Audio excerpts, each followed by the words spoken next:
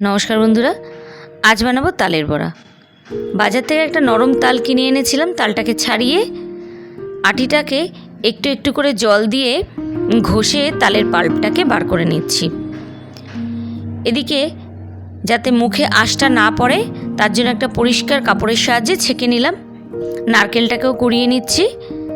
এবার এক বাটি ময়দা, এক বাটি সুজি, একটু নুন, তার সাথে দুটো কলা দিয়ে দিলাম আর নারকেল দিয়ে এবার অল্প করে তাল দিয়ে দিচ্ছি।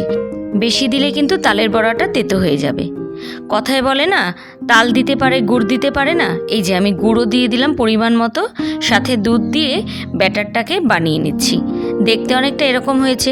এবার গরম গরম তেলে বড়াগুলোকে ভেজে আমার গপুজিকে দিয়ে দিলাম। আমি এটা বানিয়েছিলাম জন্মাষ্টমীর দিন। আপনাদের কেমন লেগেছে আমায় কমেন্ট করে জানাবেন। টাটা।